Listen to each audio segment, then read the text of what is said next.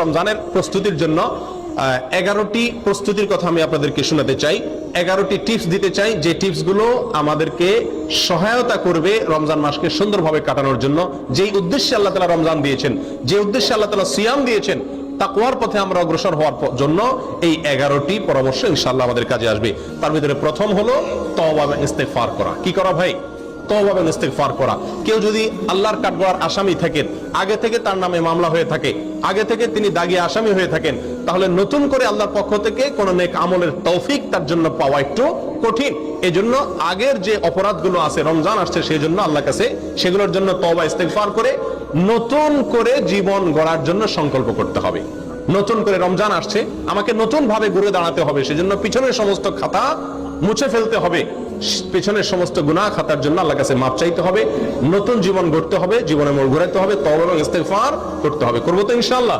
এখন থেকে তওবা এবং ইস্তেগফার করে রমজানের জন্য আমরা প্রস্তুতি গ্রহণ করবো ইনশাআল্লাহ। এটা হলো রমজানের প্রথম প্রস্তুতি, তওবা ইস্তেগফার, ফিরে আসা, অন্যায় কাজ থেকে এখন থেকে ফিরে আসতে শুরু করা এবং আল্লাহর কাছে মাপ চাওয়া। আল্লাহর কাছে মাপ চাইলে আল্লাহ সুবহানাহু ওয়া তাআলা যদি ক্ষমা করেন, তাহলে ইনশাআল্লাহ নতুন করে নেক আমলের তৌফিক এবং সুযোগ আমরা লাভ করবো ইনশাআল্লাহ। দ্বিতীয় যে কাজটি করতে হবে সেটা হলো কোরআন এবং সুন্নায় রমজান মাসের যে সমস্ত ফজিলত, মর্যাদা, করণীয় কথা বলা হয়েছে, যে সমস্ত উপকারিতার কথা বলা হয়েছে, সেগুলো এখন থেকে বেশি বেশি আলোচনা করতে হবে, পড়তে হবে, জানতে হবে এবং কল্পনা করতে হবে।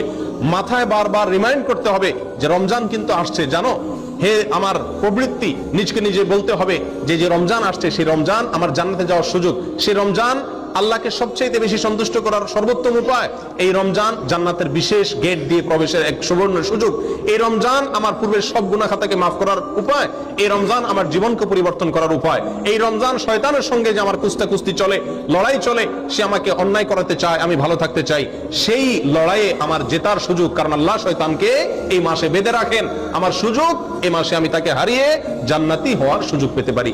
এই যে রমজানের যে সমস্ত উপকারিতাগুলো আছে, রমজানের প্রস্তুতি হলো আগে থেকে সেগুলো মনে মনে কল্পনা করতে হবে, আলোচনা করতে হবে নিজেদের মধ্যে। তাহলে কি হবে? রমজানের জন্য আমরা মানসিকভাবে কি হব? প্রস্তুত হতে পারবো ইনশাআল্লাহ।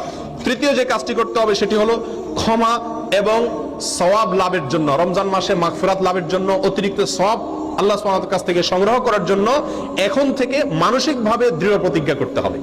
মানসিকভাবে কি করতে হবে ভাই? দৃঢ় প্রতিজ্ঞা করতে হবে, এরাদা করতে হবে, পাক্কা এরাদা করতে হবে এখন থেকে যে আমি এই রমজান, জীবনের যত রমজান যেভাবেই গেছে না গেছে, এই রমজানটা আর আমি কি করবো না, হেলায় কাটাবো না।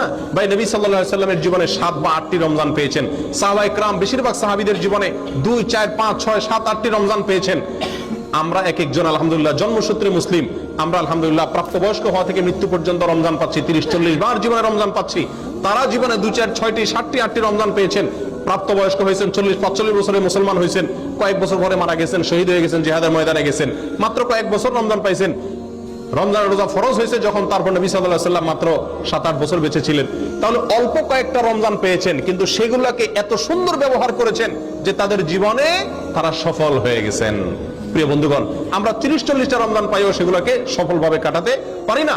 এর অন্যতম একটা কারণ হলো এটার জন্য আমাদের পূর্ব প্রস্তুতিটা ভালোভাবে থাকে না।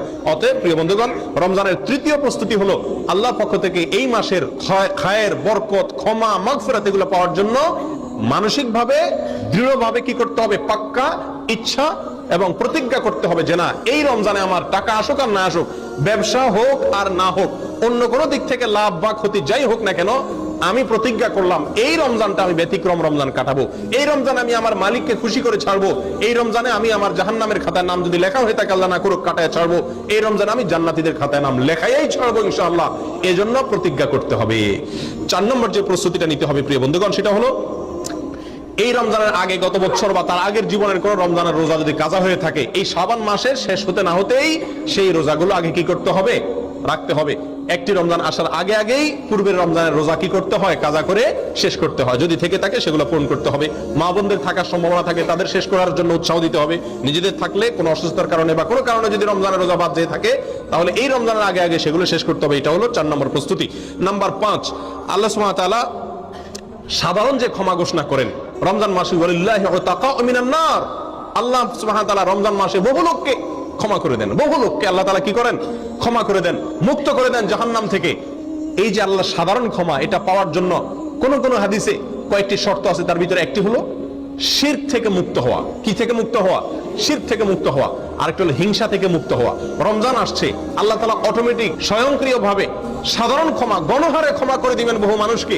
আমি আমার নামটাও সেখানে যেন ঢুকে যায় বিনা কষ্টে, তার জন্য আমাকে দুটি কাজ বিশেষভাবে করার চেষ্টা করতে হবে। এক, অন্তর থেকে হিংসাকে মুছে ফেলতে হবে। দুই, শিরক থেকে নিজেকে পরিচ্ছন্ন এবং পবিত্র করতে হবে।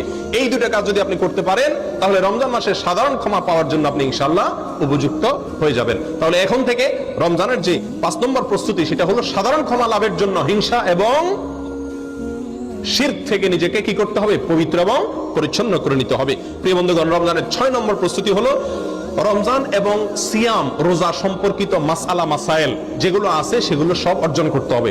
ফরজ এর ইলম শিক্ষা করা ফরজ, সুন্নতের ইলম শিক্ষা করা সুন্নত, ওয়াজিবের ইলম শিক্ষা করা ওয়াজিব।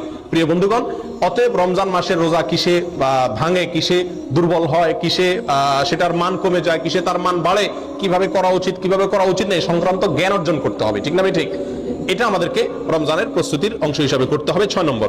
7 নম্বর যে প্রস্তুতিটা নিতে হবে সেটা হলো পিছনের যে সমস্ত রমজান আমাদের কেটে গেছে, গত বছর তা আগের বছর বিভিন্ন রমজান চলে গেছে না, সেই রমজানগুলোতে আমরা আমল করতে পারি নাই অনেকে। ঠিক না ভাই? ঠিক। রমজানের পরে আফসোস করি। আফসোস করে লাভ নাই। আগে থেকে ভালো করে প্রস্তুতি না নিলে আপনার সময় চলে যাবে ঠিকই, আবার প্রত্যেক রমজানের পরে কি করবেন? আক্ষেপ করবেন, হায় আফসোস করবেন। কোনো লাভ নাই, এটা অযথা আফসোস করা। প্রিয় বন্ধুগণ, বিগত রমজানগুলোতে আমি কেন নেকামল করতে পারি নাই? কেন আমার তারাবিটা পড়া হয় নাই? কেন আমার কোরআন কারীম ভালো করে পড়া হয় না একবার? কেন আমার অর্থ সহকারে কোরআন বোঝা হয় নাই? কেন আমার কোরআনের হালাকে বসা হয় নাই? কেন আমার প্রচুর পরিমাণ দান করা হয় নাই? কেন আমার অমুক কাজটা করা হয় নাই? কেন মিসকিনদেরকে ইফতার করতে পারি নাই? কেন রোজাদারকে ইফতার করতে পারি নাই? কেন দান দক্ষিণা করতে পারি নাই? কেন ওই আমলটা করতে পারি নাই? কেন তো সেই আমলটা করতে পারি নাই? কেন ইতিকাফ করতে পারি নাই? কি সমস্যা ছিল সেগুলো এবার রমজানের আগে চিহ্নিত করতে হবে যে গত বছর আমি কেন করতে পারি নাই। বন্ধুর কারণে, রুমমেটের কারণে, টাকার লোভের কারণে, কি সমস্যার কারণে, সেটাকে চিহ্নিত করতে হবে। করে এই বছর রমজানের আগে আগে সেই কারণগুলো থেকে নিজেকে পরিচ্ছন্ন করে নিতে হবে। তাহলে ইনশাআল্লাহ এবার রমজানটা আপনি সুন্দরভাবে এবং ভালোভাবে কাটাতে পারবেন। আল্লাহ আমাদেরকে তৌফিক দান করেন। প্রিয় বন্ধুগণ, 8 নম্বর প্রস্তুতি হলো রমজানের যে নেক আমলগুলো আছে এগুলো শাবান থেকেই তার প্রস্তুতিমূলক রিহার্সেল শুরু করে দিতে হবে, মহড়া শুরু করে দিতে হবে। গুরুত্বপূর্ণ কোনো কাজের আগে থেকে মানুষ কি দেয়? মহড়া দেয়। রমজান আসছে, এই জন্য রোজা রাখতে হবে। শাবান মাসে নবী সাল্লাল্লাহু আলাইহি ওয়াসাল্লাম রোজা শিখাইছেন। মহড়া এখন থেকে কোরআন তেলাওয়াতের অভ্যাস করা যাতে রমজান করতে সুবিধা হয়, এখন থেকে রমজানের আমলগুলোর কি দিতে হবে? মহড়া দিতে হবে। এটা হলো রমজানের 8 নম্বর প্রস্তুতি। 9 নম্বর যে প্রস্তুতির কথা বলবো সেটি হলো যাতে সুন্দরভাবে ব্যবহার করতে পারি, রমজান মাসের 24 ঘন্টার রুটিন করতে হবে। কি করতে হবে ভাই? রুটিন করতে হবে। সকাল থেকে সন্ধ্যা পর্যন্ত ডিউটিতে থাকি আর যেখানে থাকি, আমি কোন মুহূর্তটি কিভাবে আল্লাহকে সন্তুষ্ট করার চেষ্টা করব, কোন মুহূর্তটি আমি ডিউটির সময় আল্লাহকে কিভাবে সন্তুষ্ট করার চেষ্টা করব, রুমে আসার পরে আমার মালিককে কিভাবে সন্তুষ্ট করব, আমি কিভাবে আল্লাহর অসন্তুষ্টি পথ থেকে ফিরে আসব, পুরা দিনের ছক আঁকা। এটা এখন থেকে কি করা? তালিকা করে নেওয়া। কথা বুঝে আসছে ভাই? 10 নম্বর যে প্রস্তুতি, রমজানের 10 নম্বর প্রস্তুতি হলো শুধুমাত্র হেলাল কমিটির দিকে চেয়ে থাকি আমরা শাবানের শেষ তারিখে যে রমজানের চাঁদ উঠছে কিনা। সবাই আজকাল এখন তো হেলাল কমিটিও না, মোবাইলের দিকে তাকায়, টেলিভিশন আর রেডিওর খবরের দিকে তাকায় যে চাঁদ ওঠার কোনো খবর আসছে কিনা। চাঁদ দেখার সুন্নতটা পৃথিবী থেকে বিদায় হওয়ার পথে। হেলাল কমিটির লোকজন, চাঁদ দেখা কমিটির লোকজন চাঁদ দেখবে, ঠিক আছে, কিন্তু আমাদেরও চাঁদ দেখার জন্য চেষ্টা করা উচিত। এই সুন্নতটা দুনিয়া থেকে বিদায় হয়ে গেছে। চাঁদ দেখার একটা দোয়া নবী সাল্লাল্লাহু আলাইহি ওয়াসাল্লাম শিক্ষা দিয়েছেন, আল্লাহুম্মা আহিল্লাহু আলাইনা বিল আমনি ওয়াল ঈমান ওয়াস সালামাতি ওয়াল ইসলাম। আল্লাহ নিরাপত্তা এবং শান্তি নিয়ে যেন এই চাঁদ আমাদের মাঝে আগমন করে, এই দোয়া নবী সাল্লাল্লাহু আলাইহি ওয়াসাল্লাম শিক্ষা দিয়েছেন। অতএব রমজানের প্রস্তুতি 10 নম্বর প্রস্তুতি হবে শাবানের শেষ তারিখে 29 তারিখে যার যার সাধ্য অনুযায়ী চাঁদ দেখার জন্য পশ্চিম আকাশে একটু অনুসন্ধান চালানো। 11 নম্বর সর্বশেষ রমজানের প্রস্তুতি হলো ভাই বেশি বেশি আল্লাহর কাছে দোয়া করা এখন থেকে, মালিক আমি যতই চেষ্টা করি তোমার তৌফিক না হলে কোনো ভালো কাজ করার তৌফিক হবে না। আল্লাহ রমজানে কত মানুষ সৌভাগ্যবানদের কাতারে নাম লেখাবে, আল্লাহ কত মানুষ ক্ষমাপ্রাপ্ত হয়ে যাবে, আল্লাহ কত মানুষ জান্নাতি হয়ে যাবে। মালিক আমি যেন সেই সৌভাগ্যবানদের কাতারে হতে পারি, আল্লাহ তুমি একটু আমাকে তৌফিক দিও, সহজ করে দিও।